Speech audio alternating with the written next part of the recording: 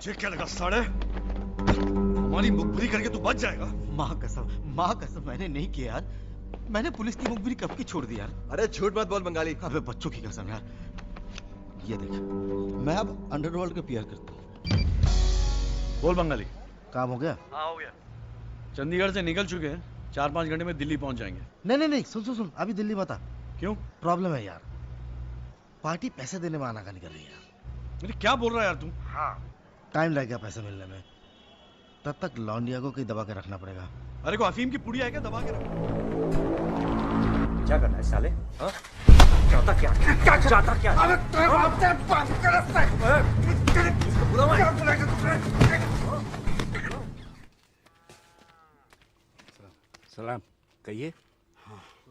Biscuit, कुछ biscuit वगैरह pack कर दो जी। कुछ मूरी भी।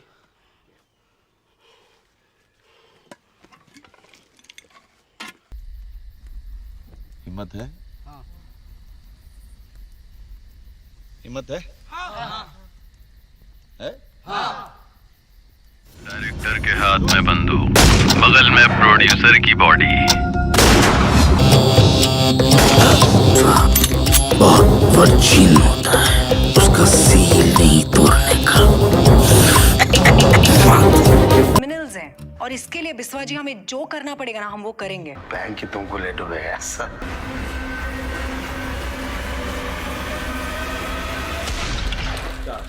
मैं राहुल श्रीवास्तव और आप देख रहे हैं साहित्य, सिनेमा और समाज। आज के हमारे मेहमान हैं जाने माने फिल्म अभिनेता देवेंदु भट्टाचार्य। देवेंद्र सर, बहुत बहुत स्वागत है आपका आज के इस कार्यक्रम में। थैंक यू सो मच मुझे यहाँ इस बातचीत पे बुलाने के लिए बहुत बहुत शुक्रिया। तो सर, कैसा लॉकडाउन चल रहा है, घर में कैद हैं, कैसा लग रहा है, क्या चल रहा है, क्या रूटीन रहता है आजकल आपका? यार मैं बहुत ज्यादा बाहर जाने वाला इंसान तो हूँ नहीं, तो मैं लगभग घर ही में रहता हूँ, घर ही में बैठा रहता हूँ दिन भर। मैं बहुत सारा काम होता है, जैसे कि मैं खाना बनाता हूँ, तो मैं शौकिया खाना नहीं बनाता हूँ, मैं हर रोज बेसिस पे खाना बनाता हूँ। और जब मैं घर में रहता हूँ, चाहे मैं अगर शूटिंग में आउटडोर में नहीं हूँ, अगर घर में हूँ, तो breakfast, lunch, dinner, tiffin, snacks, everything, सब कुछ मेरे जिम्मे में है। और मैं मतलब और खुशी पकाता हूँ घर में, ये सब खाना बनाता हूँ खुशी से। तो मेरी wife, she is not allowed to even in entering the kitchen, मतलब उनको, तो वो काफी इस बात पे खुश रहती है। तो मेरे पास एक डोमेस्टिक हेल्प है जो मेरा सूशेफ का काम कर देती है, कटिंग वटिंग कर देती है। कभी कभार मेरे बच्चे कर देते हैं, कभी कभार मैं खुद कर लेता हूँ, कभी कभार भी कर लेती है, लेकिन खाना मैं बनाता हूँ। तो मेरे पास बहुत काम है घर में, मतलब के, और आप समझ ही सकते हैं, मतलब घर में अगर 2 बच्चे हैं, मेरे 2 बच्चे, बीवी, फिर तो फरमाइशें लगी रहती है, मतलब कि अभी ये खाना है, अभी वो खाना है। तो और बाप जब अगर शेफ होता है तो फिर बोलते कभी ओरिएंटल खाना है, कभी मेक्सिकन खाना है, कभी चाइनीज, ये सब इटालियन खाना है, तो इंडियन खाना है। तो ये बहुत तरीके की क्विजिन मैं करता हूँ, तो pan Indian, pan Asian, complete. तो मैं काफी बिजी रहता हूँ। तो लॉकडाउन में वैसे मतलब मैं बहुत ज्यादा बाहर जाने वाला इंसान हूँ नहीं, तो अगर मैं शूटिंग करने के लिए बाहर जाता हूँ तो तभी जाता हूँ, अदरवाइज मैं घर ही में रहता हूँ, आराम से घर में रहता हूँ, चिल करता हूँ। नेटफ्लिक्स है, सिनेमा है, किताबें हैं, और मेरी पेंटिंग की भी आदत है, तो मैं वो भी चलता रहता है। तो बहुत सारी चीजें हैं, मतलब ऐसा मैं बोर नहीं होता हूँ। लेकिन वो जो लॉकडाउन की एक नेगेटिव ये है कि एक आतंक है, मतलब एक भय है, एक हमेशा दिमाग में कांटे की तरह लटक रहा है कि यार आज इसको कोविड हुआ, कल उसको कोविड हुआ, कल ये, और इतना फैल रहा है, इतने लोगों की मौत, तो ये दिल भर जाता है इसमें, मतलब वो आप शांति नहीं है, मतलब वो एक अजीब चीज है, मन में एक बेचैनी सी रहती है हमेशा। तो वो एक और बाहर जाने का, man is a social animal. वो अगर कभी कभार बाहर जाने का जो मौका है, मतलब दोस्तों से मिलना है, कहीं किसी 4 दोस्त मिलके थोड़ा बैठ के दारू पी लिए, कुछ बात कर लिए, कुछ वो मिसिंग है Missing लाइफ है, में, बिल्कुल। लाइफ में। बिल्कुल। बाकी तो अब परिस्थिति सब हर कोई फेस कर रहे हैं, मतलब उनके, मैं कोई अनोखा नहीं हूँ, हम्म, सबके साथ ही हूँ मैं। जी। बस कट जाए ये समय, उस समय जिसको बोलते हैं। जरा हम मुंबई हम पहुंचेंगे आपके अभिनय की उस दुनिया में, लेकिन उससे पहले हम जानना चाहेंगे कि एक आपका बचपन कहाँ बीता और शुरुआती दौर की जो आपकी शिक्षा थी, जो पढ़ाई लिखाई थी, वो कहाँ हुई? कलकत्ता, कलकत्ता ऑफ कोर्स, पैदाइशी मैं कलकत्ता से हूँ, हम्म, और पढ़ाई लिखाई सब कुछ मतलब till the graduation I was there in Calcutta. Graduation के बाद मैं दिल्ली की तरफ रुख किया, क्योंकि ग्रेजुएशन के बाद मुझे नेशनल स्कूल ऑफ ड्रामा में दाखिला मिल गई थी, तो फिर मैं नेशनल स्कूल ऑफ ड्रामा में आया। और तो इसलिए शुरुआती अ, सवाल ये था ना कि आपका क्या, मतलब सिर्फ एजुकेशन के बारे में ना। हाँ जी, हाँ, मतलब किस तरह का माहौल था परिवार का, किस तरह के परिवेश में आप पले बड़े हुए? तो एक्चुअली मैं एक you can say it's a Orthodox और सेमी ऑर्थोडॉक्स ब्राह्मण बैकग्राउंड से मैं बिलोंग करता हूँ।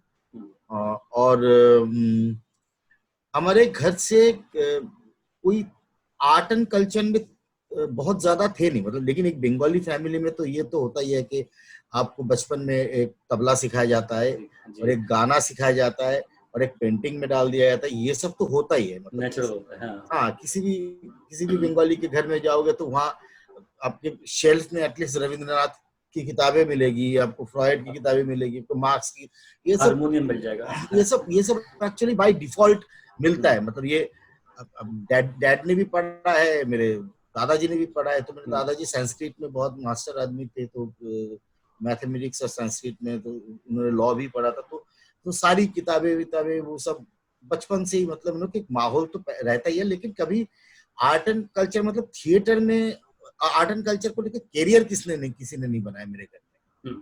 तो मैं एक ऑफ शूट हूँ मेरे घर से, मतलब मेरे घर वाले सारे वो पढ़े लिखे वाले, वो कोई इंजीनियर्स, बचपन से यही सुनते हैं कि यार डॉक्टर बन जा, इंजीनियर बन जा, नहीं तो चार्टर्ड अकाउंटेंसी कर ले, अच्छी तरह से पढ़ाई कर ले। तो मन था ही नहीं उन सब चीजों में। तो बचपन से ऐसा ही था, लेकिन घर वालों ने सपोर्ट बहुत किया है जिंदगी में, कभी उन्होंने किसी चीज के लिए अपोज नहीं किया है कि अगर मैं ये करना चाहता हूँ, वो करना चाहता हूँ। शुरू में मैं बहुत पढ़ाई लिखाई में बहुत अच्छा हुआ करता था, मेरे मॉम डैड बोलते हैं, मुझे भी मालूम है, धीरे फिर मैं नालायक से नालायक, बदतर से बदतर होता रहा। क्योंकि जब से ये कीड़ा घुसा है, तो ये ज्यादातर एक्चुअली 10th खत्म करने के बाद मेरी education, actually the formal education went for a toss.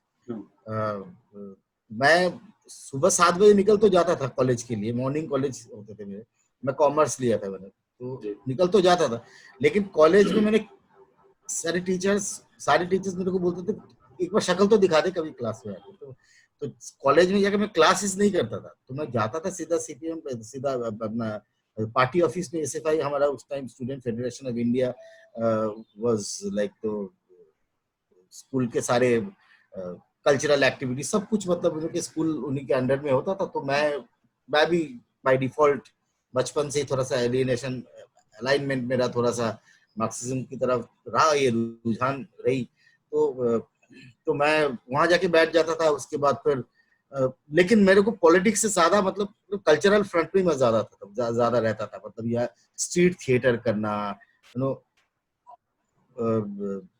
फिर मास सॉन्ग गाना, मतलब जिसको बोलते जन संगीत, स्ट्रीट थिएटर, तो इन सब चीजों में मेरा ज्यादातर इंटरेस्ट होता था। तो मैं दिन भर वही, मतलब कि या तो कॉलेज में थिएटर किया, उसके बाद कॉलेज छुट्टी हो जाने के बाद जो डे कॉलेज है उधर भी मैं ही रहता था, मतलब उधर दिन भर उधर ही थिएटर करके, रात को मेरा ग्रुप होता था, मेरे ग्रुप में थिएटर करके मैं रात को 10:30-11 बजे घर घुसता था, घर घुस के मतलब खाना खा के सो जाता था। ये मेरा डेली रूटीन यही था। तो आखिर में जाके पता ही चल गया था कि मतलब अगर ये नहीं कर पाया तो जिंदगी में और कुछ नहीं कर पाऊंगा, यही है एक चीज है जो अभी मुझे करनी है।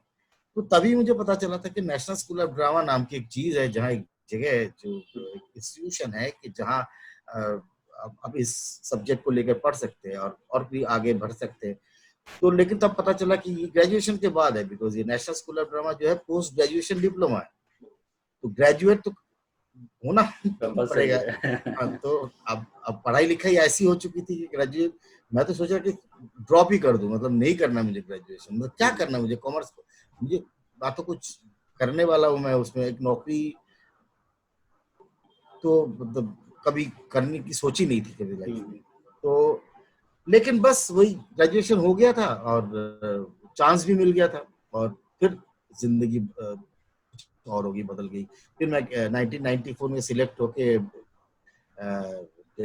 कलकत्ता छोड़ के दिल्ली आ गया। दिल्ली के बाद फिर उसके बाद फिर नेशनल स्कूल ऑफ ड्रामा, फिर रेपट्री, फिर थिएटर, फिर बॉम्बे। इवन इफ मैं एक्चुअली एनएसडी ज्वाइन करने से पहले I have started doing theatre, regular theatre from 1988। मैं मेरा 10th एग्जाम खत्म होने के बाद मैं रेगुलर ग्रुप थिएटर, कलकत्ता में ग्रुप थिएटर्स होते हैं हमारे, ग्रुप थिएटर्स बहुत तरह के, बहुत ग्रुप्स होते हैं। लगभग कलकत्ता में कहा जाता है कि ऑलमोस्ट लाइक 8000 ग्रुप्स है जो थिएटर करते हैं रेगुलर बेसिस पे। तो अब कलकत्ता में हमारे टाइम में तो 56 से 60 के करीब ऑडिटोरियम्स थे। तो मतलब कि हम कहीं भी, मतलब स्ट्रीट में थिएटर कर रहे हैं, नुक्कड़ पे थिएटर कर रहे हैं, नुक्कड़ नाटक जिसको बोलते हैं, नुक्कड़ पे कर रहे हैं, ओपन मंच में करते थे, एरिना मंच में करते थे, प्रोसेनियम में करते थे। तो हर रोज करते थे, मतलब कि हर रोज थिएटर में रहते थे और मैं 3-3, 4-4 ग्रुप के साथ जुड़ा हुआ था। तो मतलब मेरा फुल टाइम मैं थिएटर में था, मैं थिएटर वर्कर था। मतलब सुबह निकलता था साइकिल लेके, मैं टिकट छपवाने जाता था। टिकट किसी की, छोटे ग्रुप्स होते हैं, पैसे तो मिलते नहीं थे, पैसे डालने पड़ते थे। तो लोगों के घर में जाते थे, लोगों के पास जाते थे यार, उनको समझाते थे कि यार आप टिकट, मेरा ये टिकट छपवा दो, 350 रुपया लगेगा टिकट, सारे टिकट छपवाने के लिए 350 रुपये। और 350 रुपये उस टाइम बहुत बड़ी टिकट किस चीज का टिकट? थिएटर के टिकट। जैसे कि मान लीजिए आप शो करोगे तो टिकट भी तो छपवाने पड़ेंगे, आपको ब्रोशर भी तो छपवाने पड़ेंगे, उसके लिटरेचर भी छपवाने पड़ेंगे, है ना, कि आपके कॉस्ट्यूम के भी कॉस्ट है, आपके हॉल किराए पे लोगे उसका भी कॉस्ट है। तो कहाँ से आएगा ये, कहाँ से आएगा? और सारे middle class, lower middle class background के बच्चे हम सब उस टाइम। और मेरा पॉकेट मनी कितना होता था, मेरा कोई पॉकेट मनी नहीं होता था। मैं एक ट्यूशन पढ़ाता था तो 150 रुपए महीने का मेरे को ट्यूशन से मिलता था। तो 150 रुपए में आदमी मतलब क्या करेगा, मतलब नहाएगा क्या, निचोड़ेगा क्या? तो 150 रुपए में मैं उसमें से 10-15 रुपया तो चलो ग्रुप में डाल देते थे, बीड़ी सिगरेट विगरेट, तो बहुत सारी चीजें होती थी ना बचपन में, तो उसमें चले जाते थे यार। आज थोड़ा दोस्त के साथ थोड़ा बाहर जाके कुछ खाना, क्या 150 रुपए में क्या होता था भाई? सही है। तो सारी चीजों के लिए डोनेशंस चाहिए होते थे। तो लोगों के पास मैं दिन भर ये भी करता था, मतलब कि यार अब जो है कोई लिटरेचर, मैं फिर अपन मैगजीन भी चलाते थे, लिटिल मैगजीन, जो मतलब हमारे दोस्त मिलके, यार तू कविता लिख रहा है, तू बहुत अच्छा कविता लिख रहा है, चल तू कविता लिख, तू बहुत अच्छा आर्टिकल लिखता है, तू आर्टिकल लिख। तो हमने ऐसे कंपाइल करके कब लिटिल मैगजीन में बनाते थे। अब मैगजीन बनाने के बाद वो मैगजीन खरीदेगा कौन? उसके लिए भी आपको डोर टू डोर जाना पड़ता था। सही है। लोगों को जगह पुश करना पड़ता था कि भाई राहुल, ये देख एक मैगजीन निकला यार, 10 रुपया है यार, ले ले, एक खरीद ले यार। सही है।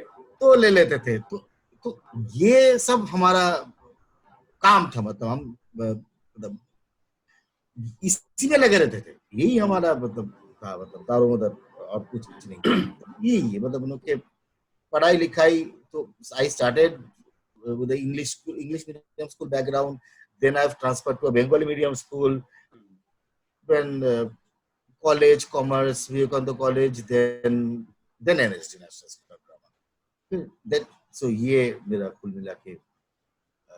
तो आपने बहुत कम, मैं कहूँगा कि उस जिस सन की आपने बात की, तो बहुत कम टाइम में आपने थिएटर को अपना, मतलब एक थिएटर आपने पकड़ लिया था, मतलब बहुत कम। हाँ, देखो एक्चुअली क्या होता है ना, कि एक्चुअली जो चीज में आप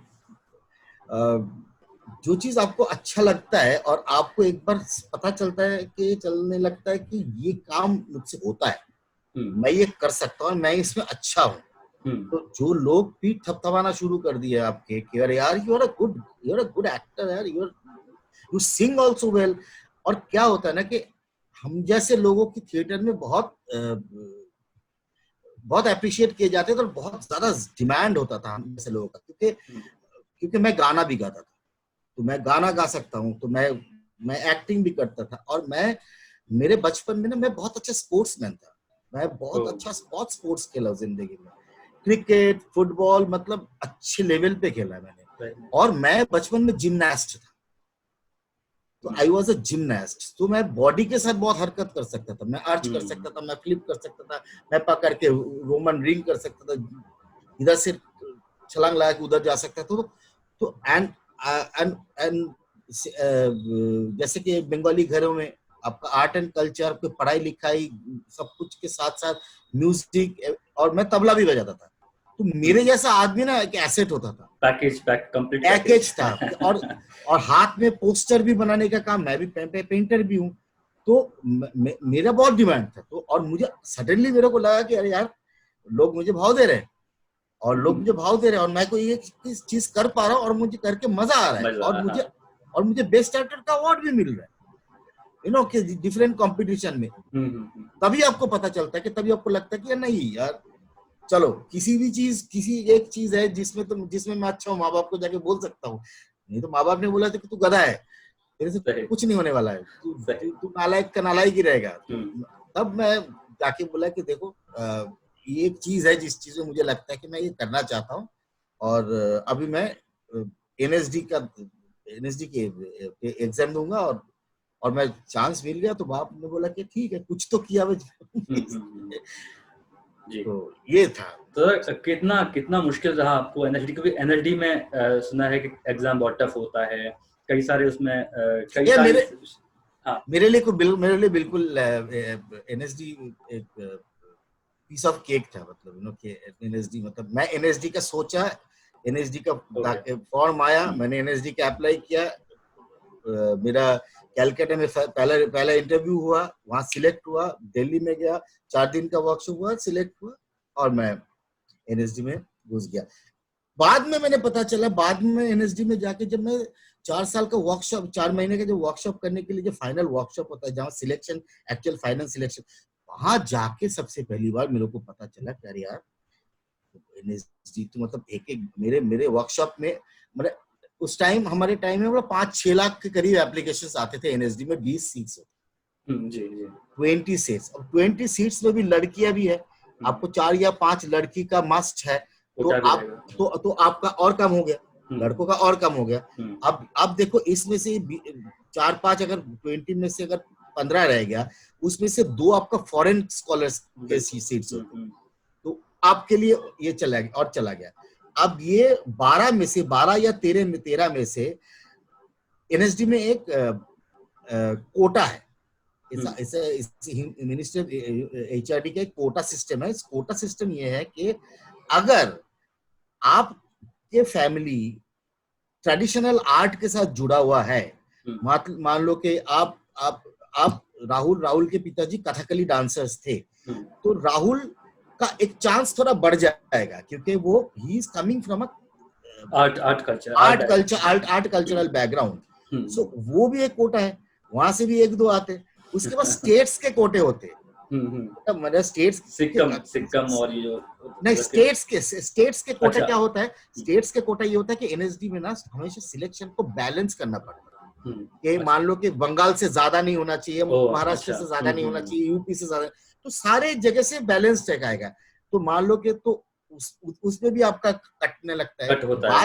बाद में जाके मैंने रियलाइज किया कि अरे ये मेरे जो वर्कशॉप में एक आदमी ने 4-4, 5-5 साल ट्राई किए हुए, फिर बाद में पता चला कि मनोज भाई, जो हमारे इतने सीनियर एक्टर्स है, मनोज वाजपेयी, उन्होंने 4 बार एनएसडी, हम उनके परफॉर्मेंस देखते थे एनएसडी में, बाद में वो वहाँ रिहर्सल करते थे, इतना बढ़िया एक्टर है एनएसडी में, काहे नहीं आया, इतना चांस क्यों नहीं मिला। तो ये सब भी होता है। तो मेरे लिए एनएसडी का सिलेक्शन बिल्कुल बहुत ही आसान, एक इसलिए मुझे पता ही नहीं चला कि इतना सीरियस मामला भी है, तो मैं अप्लाई किया, इंटरव्यू में पास किया, वहां इंटरव्यू में गया, सीधा हो गया फर्स्ट टाइम।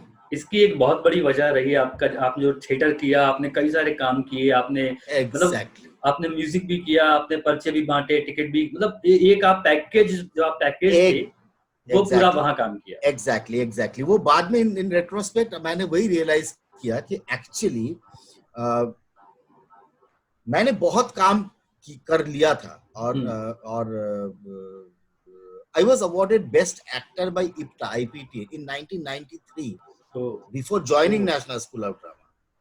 तो मैं ऑलरेडी कलकत्ता में थिएटर सर्किट में मैं थोड़ा बहुत नोन थे, मतलब वो जो लोग बिगिनर्स में नाम कमाते हैं ना कि अरे यार ये बच्चा देखो ये थोड़ा सा अच्छा हाँ, ये बच्चा नए अच्छा काम करता हाँ, है, हाँ, नया जनरेशन।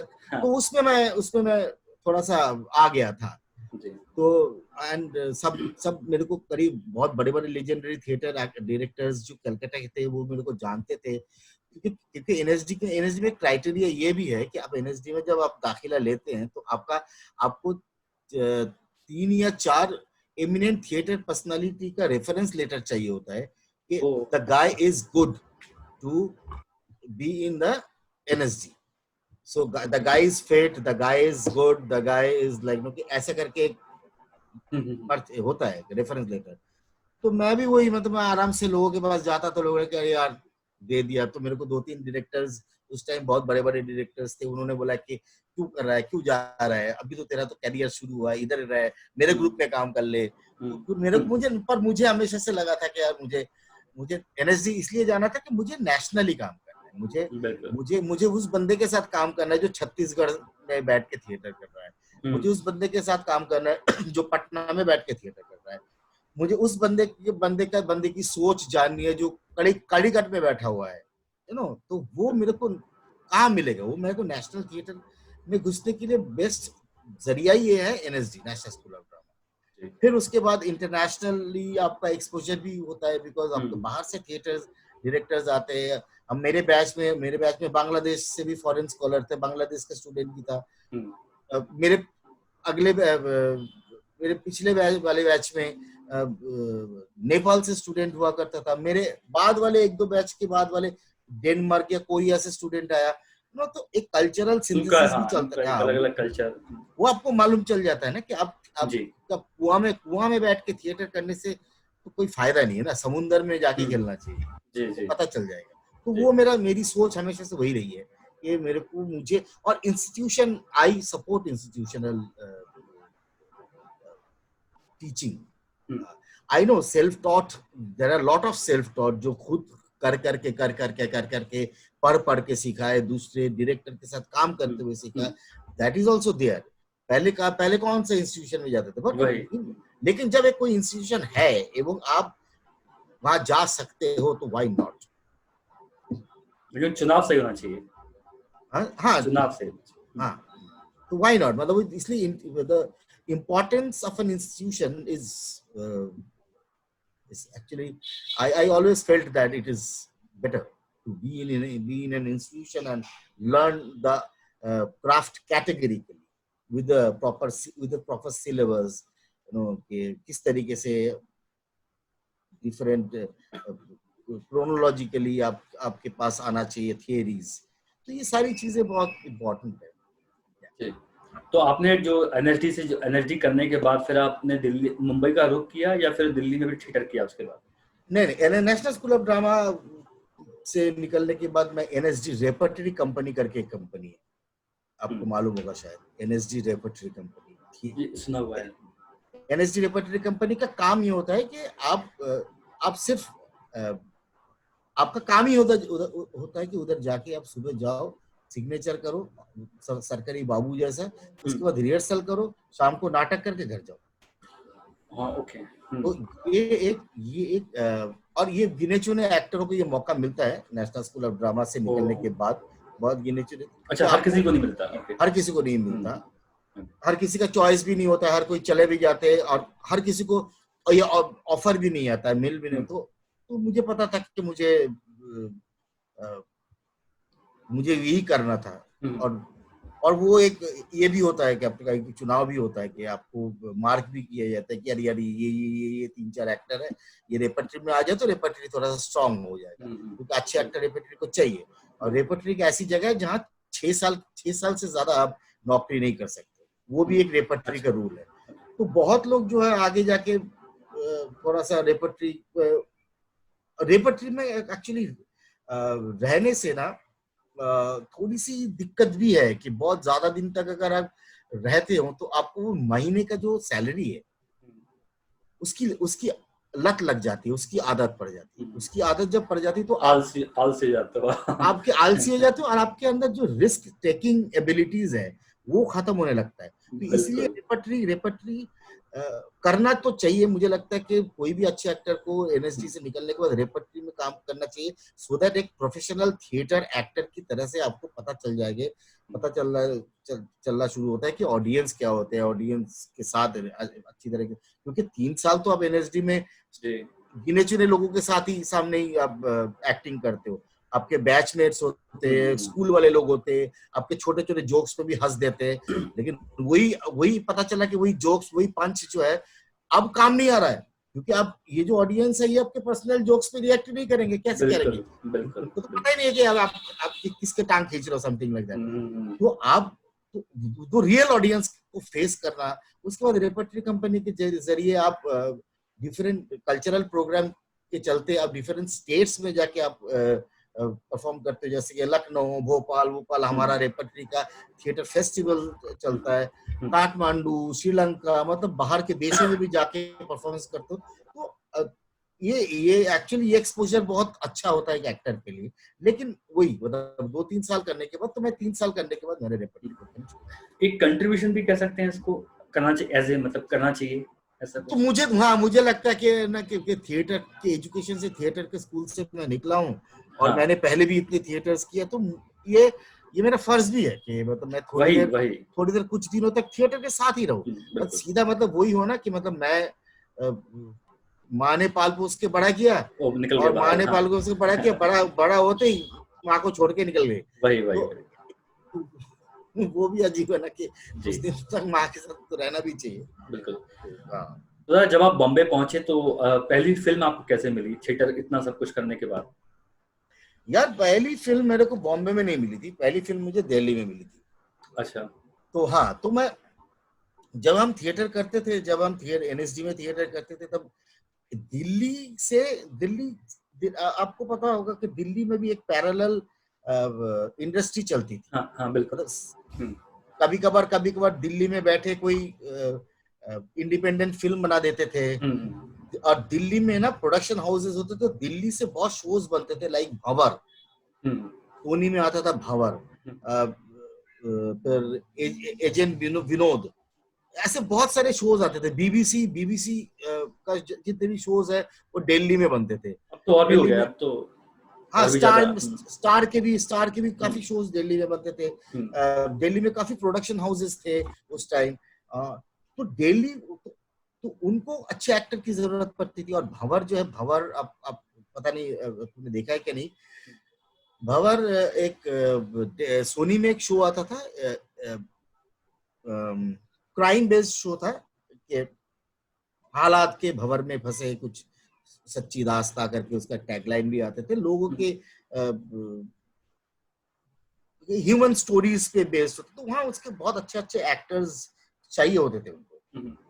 तो जनरली वो लोग, उनको एक्टर कहाँ से मिलेंगे? उनको एक्टर मिलेंगे या तो एनएसडी में आएंगे, रेपर्टरी कंपनी में आएंगे, या फिर हम लोग श्री राम सेंटर, मंडी हाउस, इस एरिया में जहाँ एक्टर्स घूमते रहते, वहीं के एक्टर्स ही काम करते थे। तो हमको उधर भी काम करने की हमको आदत पड़ गई थी। मतलब उनके अच्छे खासे पैसे मिल जाते थे, नौकरी तो है, वहां भी एक्टिंग करते थे, और यहाँ भी कभी कभार के आज 2 दिन की शूटिंग है तो करके आ गए, तो कुछ पैसे मिल गए। और टीवी में भी आ गया वो शो, तो लोगों को भी दिखाया कि चलो हम, बाकी लोगों को तो लगता है ना कि तू एक्टिंग करने या क्या कर रहा है यार, थिएटर ही करे जा रहा है, तो कुछ ये भी तो कर। तो उनको भी दिखाने के लिए बोल सकते थे कि यार ये करो। तो ऐसा है कि ऐसा हुआ था कि मैं एनएसडी छोड़ दिया, रेपर्टरी कंपनी छोड़ के तो मेरा लक्ष्य ये था कि अब मैं 3 साल हो गया, अभी बहुत टाइम हो गया, अब मैं थोड़ा सा बॉम्बे की तरफ रुख करना चाहता हूँ, मुझे सिनेमा भी करना है। तो मैं घर गया था। घर जाने के बाद मॉम डैड को ये फाइनली बोल गया था कि अब मैं वहां से बॉम्बे में से सारा वो रैप करके मैं बॉम्बे दिल्ली में से सारा रैप करके मैं बॉम्बे जाने वाला हूँ। तो मैं दिल्ली आया। दिल्ली आने के बाद मुझे पता चला कि हर कोई मुझे बोलने लगे कि अरे अरे तू कहाँ था यार, तेरे को फोन कर रहे थे हम लगातार, अब तू मिल नहीं रहा था, घंटी जा रही, कोई उठा नहीं रहा। और मेरे फ्लैट में मैं अकेला रहता था, क्योंकि एनएसडी में आप स्टूडेंट लाइफ में आपको हॉस्टल मिलता है, उसके बाद जब आप पास आउट हो जाते हैं देन आपको खुद को रिसोर्स करना पड़ता है कि बाहर। तो मैं रहता था एक घर लेके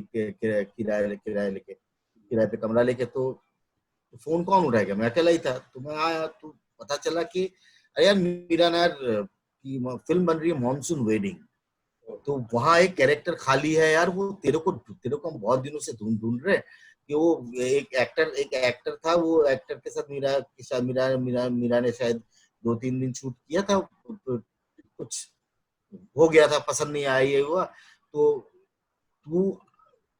तो मैंने बोला कि यार ठीक है, तो आता हूँ। एक वर्कशॉप टाइप का था, तो मैं वर्कशॉप टाइप था, वो पहुंच गया था वहाँ, और भी सारे एक्टर्स थे। तो मीरा ने मेरे को सिलेक्ट कर लिया। तो मुझे पहली फिल्म मेरी मॉनसून वेडिंग थी, वो दिल्ली में बैठी। तो फिर मैं दिल्ली में से वो फिल्म खत्म करने के बाद तो फिर मैं प्रोडक्शन हाउस को बोला कि मैं तो बॉम्बे से आया हूँ, तो मुझे राजधानी की एक टिकट दिखी थी, तो मैं बैग लेके शूटिंग खत्म करने के बाद मैं बॉम्बे आ गया। तो मैं 4 अक्टूबर 2000 में बॉम्बे आ गया था, after completing my first film in Delhi, Mira Nair की मॉनसून वेडिंग। तो बॉम्बे पहुंचने के बाद फिर फिल्म मिलने का सिलसिला कब शुरू हुआ, कितने वक्त के बाद? यार बॉम्बे पहुंचने के बाद फिल्म मिलने का सिलसिला मैं बहुत लोगों से मिलता था यार। मेरे पूरे बैच में बहुत बॉम्बे में बहुत पहले आ गए थे। मेरा एक बहुत अच्छा मित्र था अशरफ, जो मेरा बैचमेट था, वो अभी हमारे साथ नहीं रहे, वो नहीं है, वो गुजर गए। तो वो भी था, वो उसने भी मेरे को 2-3 लोगों से मिलाया, तो उनके ऐसे लोगों से मिलते रहे। और मुझे बॉम्बे में आती मेरा एक फ्रेंड है Siddharth Srinivasan, independent film maker था। तो उस टाइम वो डॉगमा एक फॉर्मेट है, उस लाइक लार्स वॉन ट्रियर, आपको पता होगा, डेनिश फिल्म मेकर, उसने कुछ डॉगमास करके एक डॉगमा फिल्म मेकिंग, तो वो दिल्ली में एक कंपनी थी डिजिटल टॉकीज, उन्होंने डिजिटल फिल्म प्रमोट करने के लिए 3-4 फिल्मों को असाइन किया था। जैसे सिद्धार्थ एक फिल्म कर रहा था उस टाइम, पंकज अडवाणी जो अभी हमारे बीच नहीं रहे, वो गुजर गया, बहुत अच्छा डायरेक्टर था, पंकज ने एक फिल्म की थी। तो मैंने दोनों फिल्मों में काम किया था। और ये बॉम्बे में आने के बाद जाने अनजाने में लकीली मुझे ना काम मिलता रहा, तो और वो नहीं था। और मैं बिकॉज मैं एनएसडी रिपब्लिक कंपनी करके आया था, तो मैं वहाँ की सैलरीज भी थोड़ा सा बचा के लेके आया था, और वो सरकारी काम था, वो प्रोविडेंट फंड भी था, मेरा प्रोविडेंट फंड के भी पैसे जमे हुए थे, उसका आधा मैं घर में देके आधा मैं अपने पास लेके आया हूँ। तो मैं, और 1500 रुपया किराया लगता था अपना, उस टाइम बॉम्बे में गोरेगांव की तरफ रहता था मैं, कम खर्चे में हो जाता था। तो मैं हमेशा यही रहा है कि आप करेंगे तो थोड़ा सा अच्छा काम ही करेंगे यार, मतलब के थोड़ा वेट करेंगे, थोड़ा अच्छे लोगों के पास जाएंगे, थोड़े इंडिपेंडेंट फिल्में करेंगे, मतलब चाहे पैसा ना मतलब कम भी दे, इंडिपेंडेंट फिल्में करेंगे, क्वालिटी वर्क करेंगे थोड़ा सा। तो ये 2 इंडिपेंडेंट फिल्म मेरे को आते ही मिल गए थे मॉनसून वेडिंग के तुरंत बाद। और क्या हुआ है ना, ये एक बहुत पॉजिटिव पॉइंट हो जाता है आपके लिए जब आप मॉनसून वेडिंग जैसे फिल्में कर लेते हैं, और वो फिल्म गोल्डन ग्लोब अवार्ड मिल गया था उसको। तो क्या ना, इंडस्ट्री के इनसाइडर्स भी आपको देखने लग गए, देख लेते हैं, तो उनको भी लगता है कि यार एक नया लड़का आया है, एक नया लड़का है। उसके बाद में ये डिजिटल टॉकीज की 2 फिल्में की, सिद्धार्थ श्रीनिवासन की जो फिल्में की है, तो उसके चलते भी मतलब वो एक में मैंने मेन लीड की थी और एक में मैंने एक कंट्रोवर्शियल रोल किया था।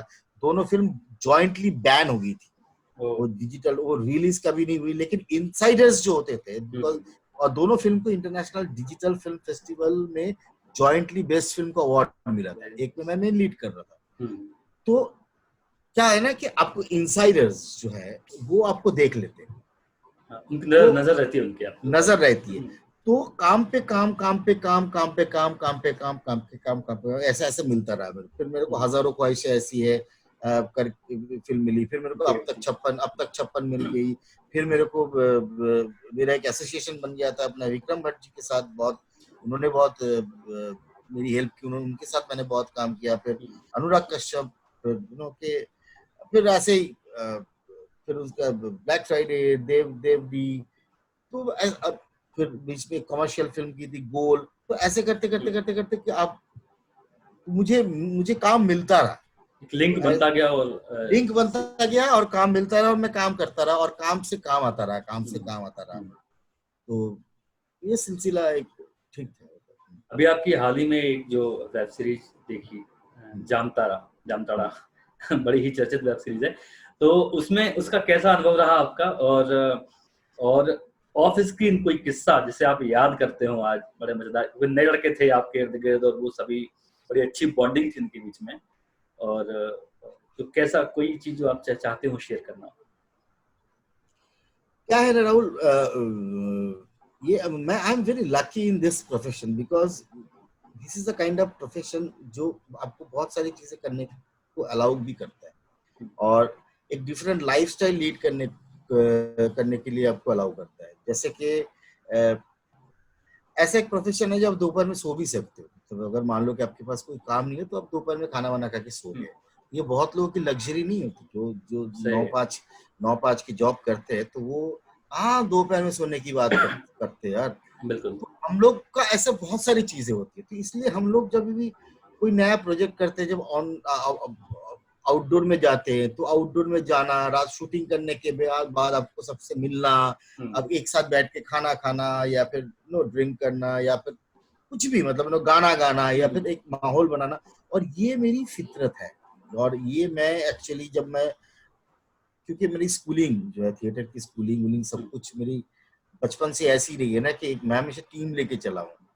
तो मुझे तो वहाँ के जामताड़ा में जो सारे लौंडे थे, मेरे को बोलते कि ये जामताड़ा के बाबूजी है देवपुरा। मतलब मैं मेरे कमरे में मैं सबको जमा कर लेता था, मैंने क्या सबको जमा कर लेता था, और मतलब उनके 2-2.5 बजे तक तो मुझे ये लगता है कि ऐसी टीम की फीलिंग जब तक ना हो तब तक अच्छा काम नहीं हो सकता। बिल्कुल, तब तक अच्छा काम नहीं हो सकता। तो टीम की फीलिंग बहुत जरूरी है। तो ऐसे हमने बहुत अच्छा टाइम बिताया। मतलब कि एक ऐसे भी दिन थे, मतलब कि जो हमने बहुत ही आउट ऑफ द वे जाके काम किया है, मतलब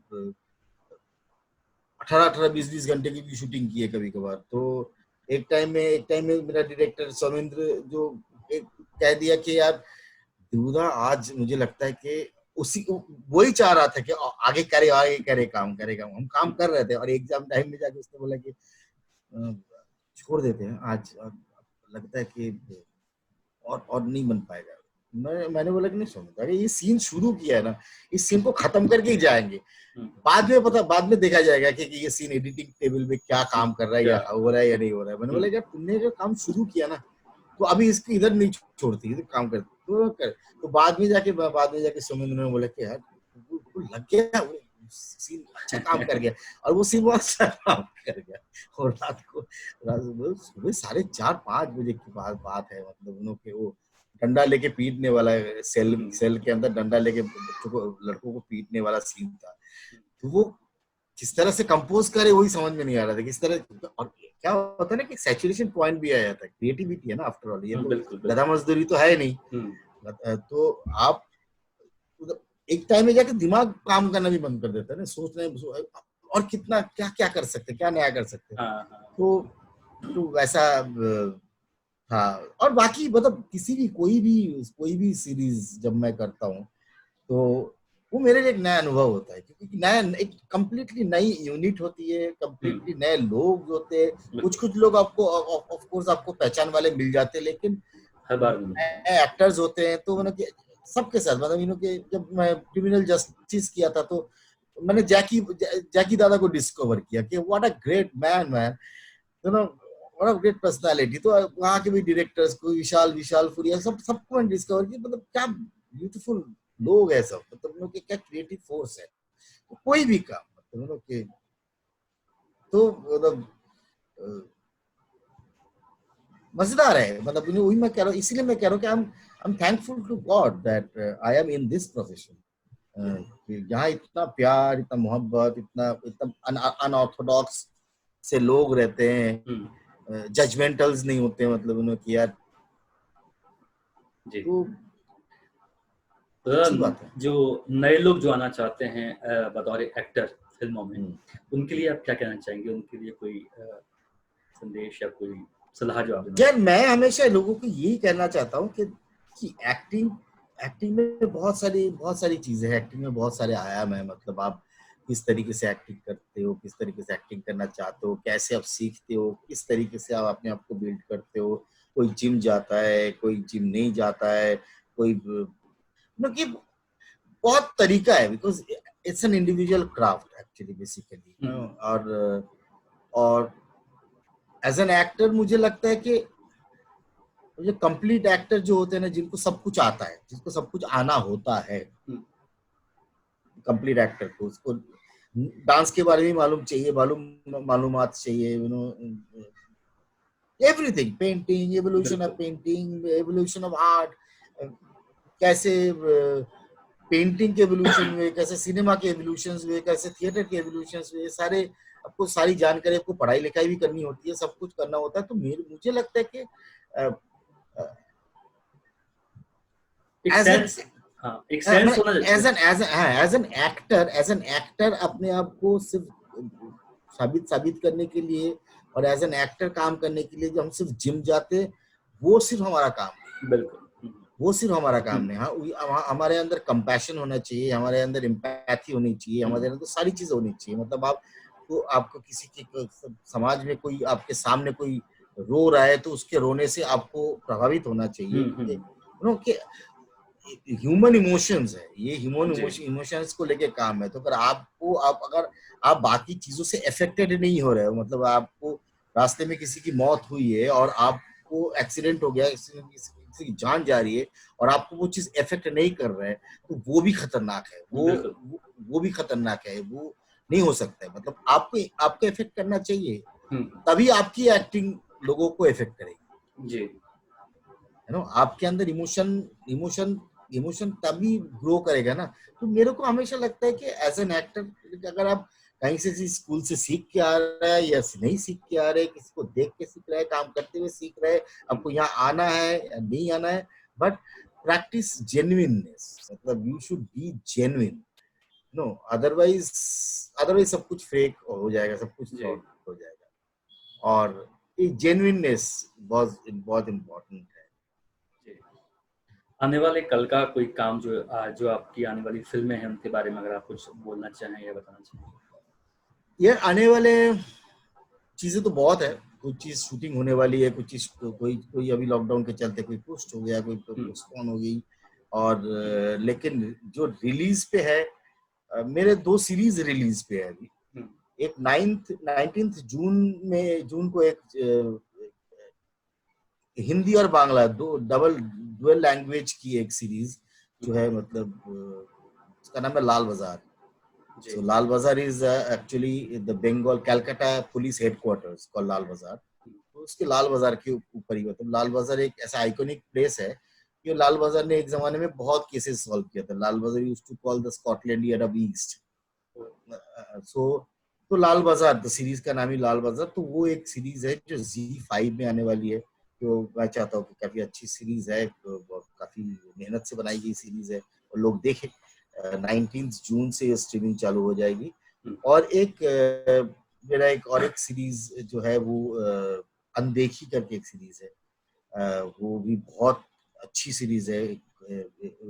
सोशल क्राइम थ्रिलर है, बहुत अच्छा है, बहुत अच्छी तरीके से, बहुत मेहनत से शूट किए, ये बहुत अच्छे अच्छे एक्टर्स है उसमें। वो बहुत ही डिफरेंट है, इससे कम्प्लीटली डिफरेंट स्टोरी है, डिफरेंट लुक है, डिफरेंट कैरेक्टर्स है ऑल टुगेदर। वो उसका रिलीज डेट मालूम नहीं, पर वो सोनी लिव में रिलीज होने वाला है। वो जब रिलीज होगा तो लोगों को पता ही चला जाएगा इसको, Sony LIV is going to come in a big way, so let's see. So वो that is also very good series, Sony LIV में आएगा अनदेखी। ये दो मेरा फोर्थकमिंग रिलीज है, और बाकी लॉट ऑफ हमें इंतजार रहेगा आपकी फिल्मों का और आपकी वेब सीरीज का। और बिल्कुल, मुझे भी इंतजार है। और बहुत बहुत शुक्रिया आपका कि आपने हमें अपना कीमती वक्त दिया, आपने जुड़े, और बहुत अच्छा अनुभव रहा, और इसी साथ लेते हैं विदा। Thank you so much.